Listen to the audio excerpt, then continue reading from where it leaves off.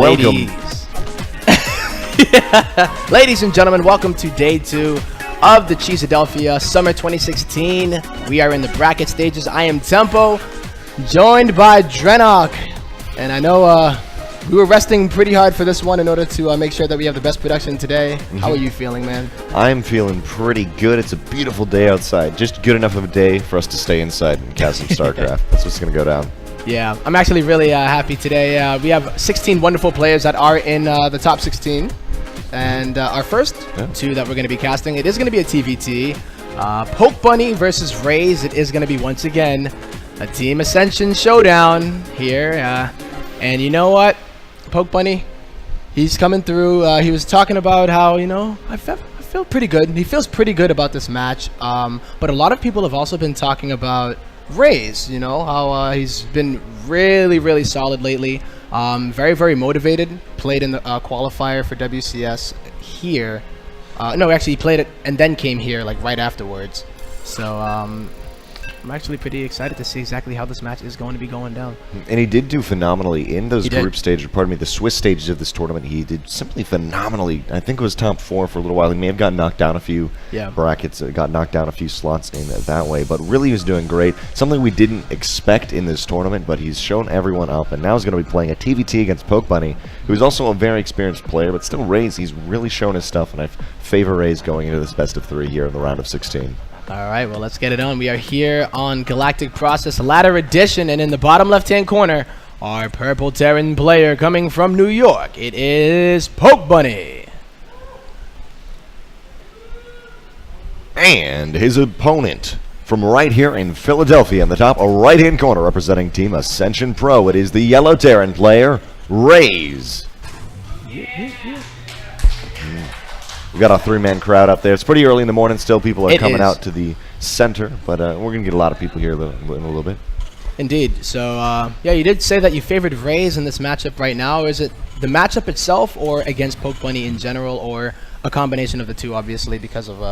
I think I favor him in general as a player skill-wise right now, but to boot with that, his current, how he's been doing in this tournament, I know he can get very focused, as you're talking about motivation, playing in WCS, doing well in WCS, coming over to here, doing really well here, and all the momentum is going to be driving in this day 2, but it's going to be really key. Does that actually translate from day 1 to day 2 in himself? Yeah. All right. Well, I think Pokebunny is very knowledgeable about the players in the scene. He definitely studies players, plays a lot of ladder at the same time, and he probably knows a bit about his own teammate. I know that Raze does as well. So I wonder how much they actually practice together, and if we are going to be seeing some kind of those mind games come through, especially in a matchup like TvT where you can do that. So I feel like it probably will come into play. I didn't get a chance to talk to either one of them. So, about this specific matchup, like, between them. I've only talked to other people saying, like, you know, Raze is actually really strong right now. But, I don't know. I feel like Pokebunny could probably show us something here. Defensive opener from Raze, opting to go Marine into a little bit quicker factory, while Pokebunny will be getting that Reaper, sent it across. And the Reaper, generally, I've seen is you can start working on an SCV if the CC's in the low ground, something like that. But for now, Raze is staying on one base to Pokebunny's Reaper fast expand, potentially looking to get some damage done early on with the drop, or just purely, you know, Hellions, whatever. Yeah. Well, I love these early on builds. It's not going to be that early command center before. And remember, we saw Raze in his TvT yesterday that he does favor this kind of very close Reaper almost dying. But remember that we saw that Raze really likes the one base style into the expansion, and he kind of did that consistently. Like, I feel like Pokebunny is just like, okay, whatever you're gonna throw at me, as long as I defend it in a reasonable manner, I should be in a reasonable spot to go on for the rest of the game. So. And we have seen Raze do that pressure and also be able to keep up the pressure without accidentally overstepping his bounds in a lot of situations. So he knows how to be able to do that, do damage, fall back with enough army to then hold a natural and be a little bit ahead in the game. However, in this situation, he's not going to be going for as quite as of a direct attack. As we've seen in previous games, looks like he's going to be opening up Banshee. And sadly, Pokebunny did not quite scout it, but he can get an inclination with the lack of a natural base. But really the key is both Reapers did jump up into the main, so they don't have that much vision on the natural. They didn't go in for a scout a couple times. They did not see the SCV there.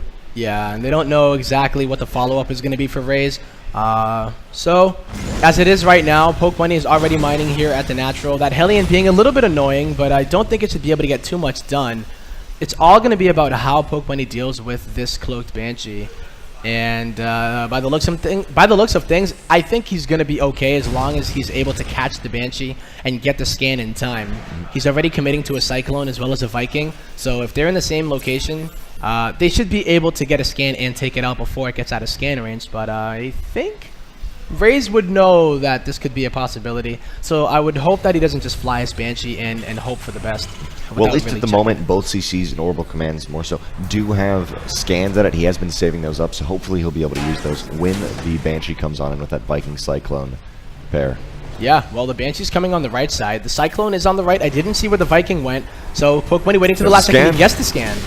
Scan, but the Viking is not going to be right on top of that. Looks like the Banshee is just barely going to get out of that one scan. We do have another scan ready. There's the final scan. And it looks like the Cyclone just barely ends up getting the Banshee, but the Banshee kills the Cyclone in the end. Yet there was 2 scans wasted in there, which is going to be pretty big deal-wise, especially when Raze's natural was just a little bit delayed. That may have just enough to even that up, even though it was a little bit of an insignificant opener. But the thing is, he lost the Cyclone. That's the big deal there. If he hadn't lost the Cyclone and then committed to the 2 scans, I would be like, okay, it kind of sucks, but that's fine. But he lost the Cyclone. He doesn't have it for second Banshee if there were to be one.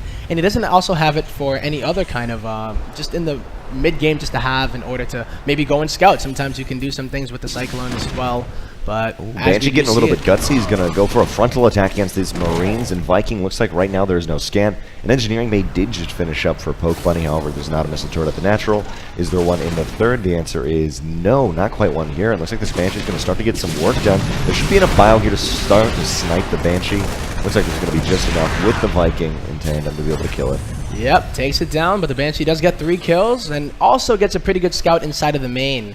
So 6 workers killed in total. Not too bad, but you have to also think about, I think it was a Marine and also the Cyclone. That got taken out at the same time. And then he was able to get his expansion up here. He's not down in supply. He's actually ahead, which is surprising, especially because Pokebunny went for that expansion first. And definitely in TvT, even after the early stages where you're defending against Banshees, those Cyclones, as you were mentioning earlier, Tempo, are incredibly important for the tankovacs. Going back and forth, the Medank tanks. I don't even know what to call them at this point. So there's so many names for it now that, like, I heard Danky tanks, I heard Tanky Danks. Tanky Danks. I don't know about that one. I like Medank tank right here. We got some not Medank tanks moving across the map. 3 Vikings is going to be a nice little potent force coming out of Raze for this aggression. And without that Cyclone, there's not going to be something that Pokebunny has to kind of gently push Raze back and make him forced to be making a decision. Yeah, it's just going to be Raze always being aggressive. That's kind of the nature of the game for him. And with 2 tanks right now, he scans ahead. Pokebunny's already set up here, though. These tanks shouldn't be able to hit any of the structures of Pokebunny. But, if units are going to go ahead. Oh, it can hit the extractor, though. I did not see that. Beautiful, beautiful. And we do have 4 Vikings in the air right now. 4 Raze, well, there's only 2 for Pokebunny. Looks like the Siege Tanks move forward. 1 medevac does go down. There's only 1 medevac currently for Pokebunny on the defense, but looks like the Siege Tanks are going strong. Both Siege Tanks of Raze die pretty darn quickly, and almost the entire attack of Raze was thwarted. Nothing survives. No, that's actually a really nice cleanup by Pokebunny. He takes that out completely. And I don't think Raze was expecting to lose everything like that. Did Pokebunny even lose a tank there, or was it really just the... he may have lost 1 tank at the front. Yeah. Yeah, looks like he... no, he didn't lose any tank. He didn't lose any tanks during that. So, like, that is probably the best case scenario for Pokebunny right there. And he didn't even siege up one of the tanks. Did you notice? He used it for the DPS instead. So, that was amazing there by Pokebunny. And now, he has to deal with this drop right now inside of his main. And... Vikings going to shut down the medevac, so this bio has no way to get out of here, and the bio is going to get sectioned off and pretty easily taken out. One thing to note is, even as we were talking before about the lack of that Cyclone, didn't even matter. Pokebunny shuts that down. He has lost 6-7 workers over the course of this game, but that should easily even out.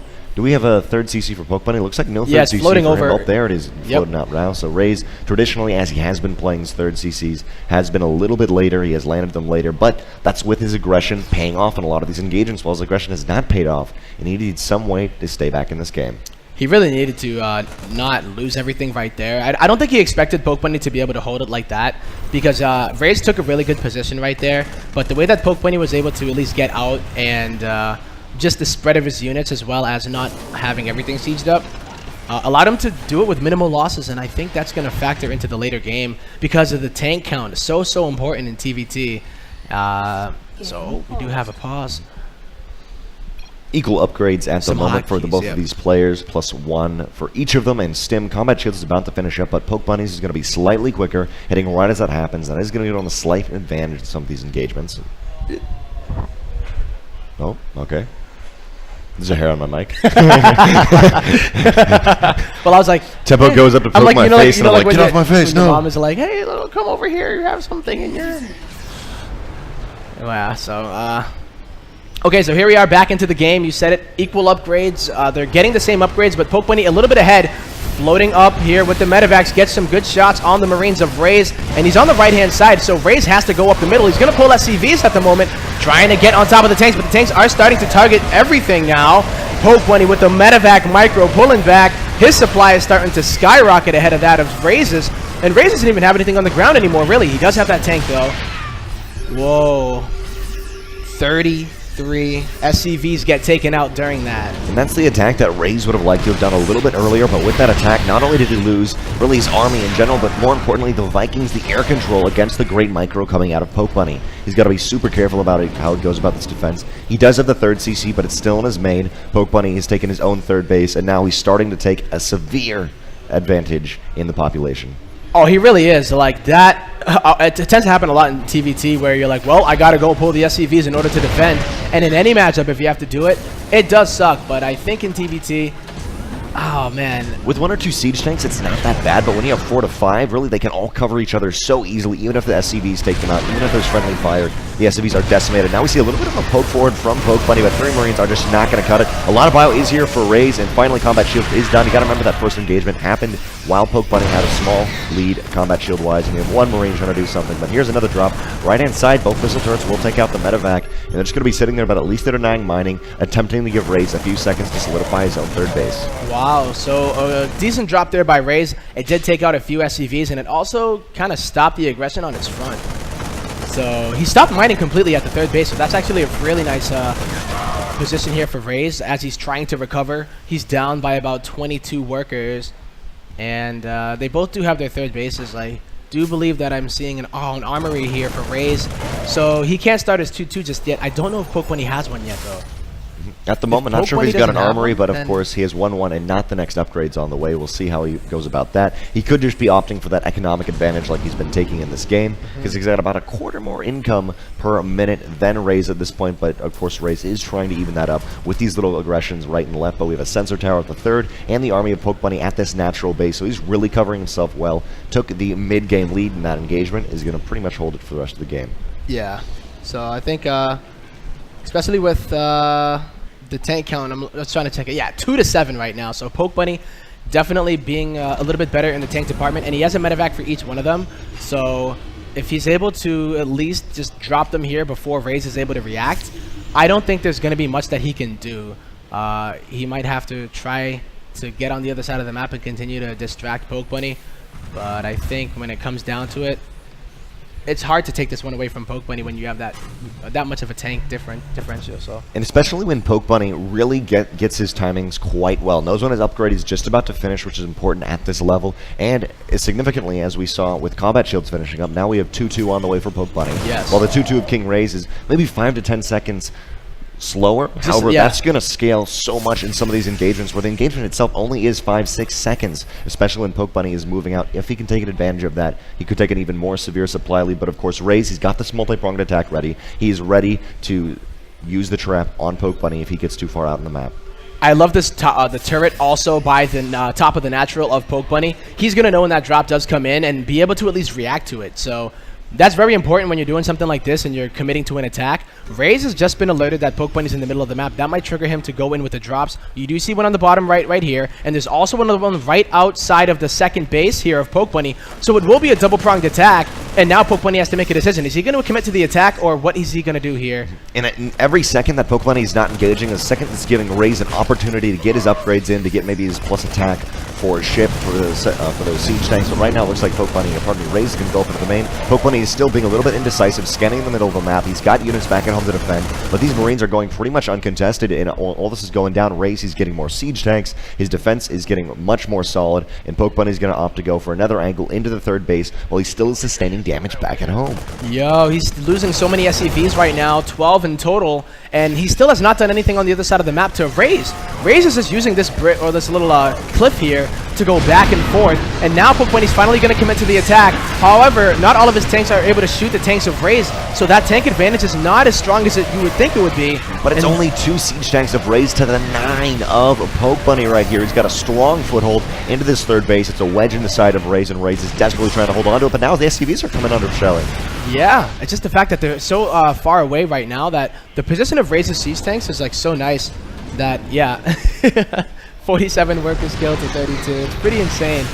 But now, anytime Pokebunny goes, or rather, every time Raze tries to go and defend his third, there's just no way he can do it because of the siege tanks on the bottom. And maybe you can accumulate more siege tanks, but while all that is happening, Pokebunny has his third, he has his fourth mining. It's incredibly important if Raze wants to try to take this game that he can hold off this and keep the pressure up, force Pokebunny to unsiege and do something else, but that's not going to happen. Pokebunny is pushing up into this natural base. This is game 1 of a best of 3, ladies and gentlemen. Looks like Pokebunny is going to take it quite decisively, taking out the natural base. That goes down. The third CC still is in the main, but there's not quite the production, not quite the economy for Raze to do anything. The defense is solid for Pokebunny, airtight. GG! I feel like Pokebunny got kind of wise to how Raze likes to drop as soon as he sees Pokebunny. Yeah, happened once, fixed it for the rest of the game. So he's feeling pretty good right now, you know. Pokebunny definitely came through. I'm always talking to him, but he's a very honest player when he talks to me as well. He'd be like, I mean, I think I'm better than him, or I feel like I'm comfortable right now, or I might take a game off of him, or if I play really well, it's not my best matchup, he might say sometimes as well. Yep. So and there's a fascinating engagement that really dictated the course of the game at the natural base of Pokebunny when Raze moved in. I felt like, he didn't quite have the high ground vision he wanted to. Yes, he got his siege tanks down in time, but not only that, but really Pokebunny had invested into 1 extra siege tank. Defender's advantage came into play, even though the Cyclone was taken out earlier. That wasn't really when he was producing siege tanks, and kind of evened itself out into a very nice defense. And Raze almost played into the hands of Pokebunny, very aggressive versus a play that said, I'm just going to react, defend this, and then the rest of the game is mine. Exactly. And we saw Raze do that yesterday, but he was able to break his opponent, right? So Pokebunny a little bit more solid, and I'm saying, man, that he's solid. You think he's this underdog, but he's actually a really, really solid player, man. I'm feeling pretty good on Pokebunny. It will. The rest of the course of this best of 3 obviously will happen with game 2, but I'm more so wondering strategy-wise, like, will Raze actually change that? Is he going to opt to not go for that attack or go for something different? Because Pokebunny, as we said, was just airtight. He needs to switch something up. It wasn't just that map, as you're mentioning. Pokebunny, he's not the underdog. He's playing very well. And even though I favored Raze, you did have some people yesterday talking a little bit, Raze maybe got an easy bracket or an easy kind of setup right there. But, still, Raze is feeling good. He's a very good player. Shake that game 1 off and go into game 2 with a better mentality. Indeed. So let's kick it off here on Frozen Temple in the top left-hand corner, representing Team Ascension Pro. It is the man himself, Pokebunny. And his opponent in the bottom right-hand corner on the same team, it is the Yellow Terran, Raze. So, if Pokebunny were to ascend to the ranks of King, is he King Poke or is he King Bunny? Because I don't think he's King Bunny. I think he's King Bunny, but King Pokebunny would be pretty rad. I don't know if it would fit. King PB, KPB. He could be KPB. Yo, King PB, I like that. KPB and J. Yeah, King PB and J. That's right. He's perfect. So. Perfect. Both players opening up with really quick double gases. So it's not going to be. All I wonder exactly if it will be similar between the two. Like Pokebunny, I was wondering if he only likes to go for that kind of defensive style. But maybe he has a thing that he's going to show Raze right now as well. Like, okay, well, of course, first best of all, offense. This is how you do it. Yeah. Of course, best defense is that good offense with Banshees, especially making your opponent forced to make a lot of little decisions. And with that in and of itself, you can also see situations where, you feel better multitasking. You feel like you have the better control. I can force my opponent to lose a lot of workers. Well, maybe I lose it back at home, but I can eventually defend that and push it off, especially coming after game 1 like that. Pokebunny definitely, he had the reins of that game in his hands. He really did. And like usually whenever you are the aggressor, you feel like you have the game in your hands, It's like I'm controlling it right now, and whenever it feels like the defender is controlling the game, it doesn't feel good as an attacker because you keep thinking that you have to throw things at them in order to even out. And if you don't get any damage done, then you're going to be behind, especially in a mirror match. So Pokebunny is going to opt to go for this Reaper. It's a second one, by the way, being produced from the barracks, while Raze is the one that is staying at home with the 2 Marines. And I'm seeing right now a reactor right now being built on the factory, I would assume. Oh no, it's on the barracks, sorry. Now he can switch that over to the starport, something like that. It may very well be that. We saw Raze play Banshee in Game 1. He could mirror that again.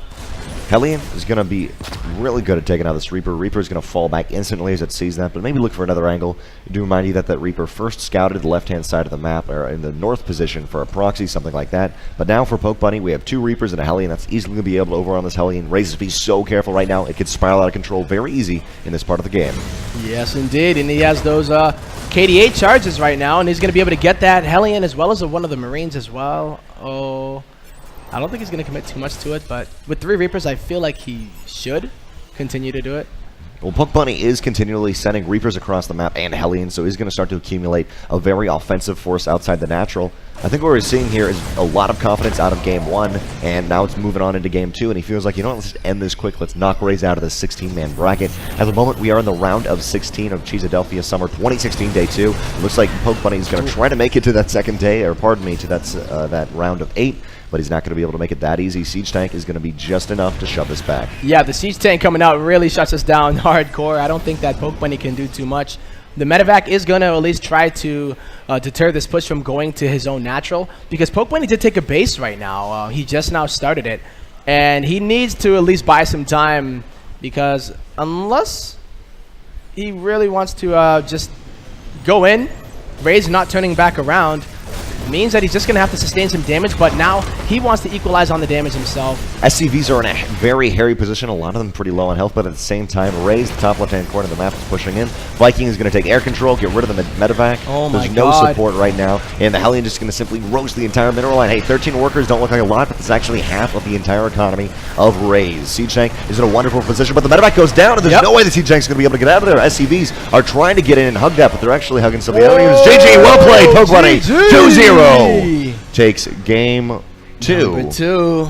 And moves on to the round of 8, and now he's in the money. Wow, Pokebunny just like that, you know, not going for the same kind of build. I think catching Raze a little bit off guard, but I felt like when the tank came out, he was able to hold it right there. But it just was the fact that Pokebunny looped around, was able to get more damage done than Raze was able to get done. And whenever that happens and you see that command center on the way, it's just so much harder to fight back from that position. And a lot of that you can contribute that. I feel like the Game 1 of Pokebunny, he plays a normal game, he plays a safe game, and realizes, wait a second. Yeah. I think I may be in the lead here. I think I may be able to do this, and executes a very aggressive Game 1 build. And it was a nice build because he did have the opportunity to take that natural, you know. Yes. If you're playing Raze at his own one-base game, it could be a little bit dangerous, but he takes the natural. And then Raze, of course, loses that Medevac in the engagement. The Viking was really key for the air control of Pokebunny right there, and did it pretty well. Yeah, and as soon as he lost the Medevac, it's hard because you don't have the high ground vision. Can't move the Siege Tank around anymore.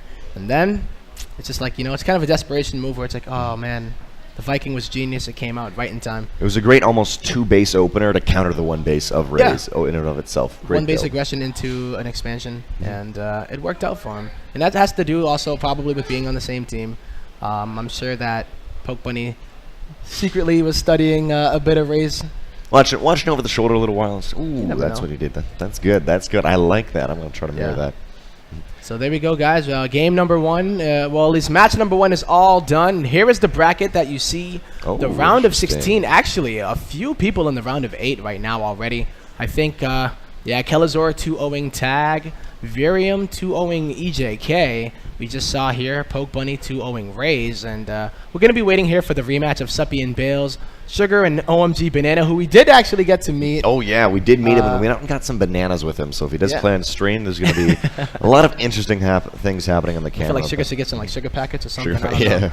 Looks like though Pokebunny and Ruff is going to be another really good TvT to watch. We'll see how Ruff comes off of, yesterday having just a narrow way into the round of 16. Yeah. Very barely made it, but he is showing him his stuff. I guess he went 2-1 versus Migraine. Yeah. And then, of course, at the top, which is going to be our next one on stream, is going to be True versus Jason.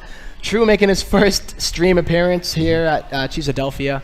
And it was kind of funny because we were talking about, like, dude, we didn't cast True, like, at all yesterday. Not at all. But what if there was some way, I don't know, in some crazy alternate universe, right, where True just got knocked out in the, the Swiss stage? Just like we wasn't even here or something. It's like never even got to cast that. But guys, we'll be right back, I believe, after this short ad break for some more StarCraft 2 action. This is Cheesadelphia Summer 2016. Up next is another game in the round of 16. Then I believe we will start to move on to that round of 8 and into the money matches. Indeed. Stay tuned, everybody.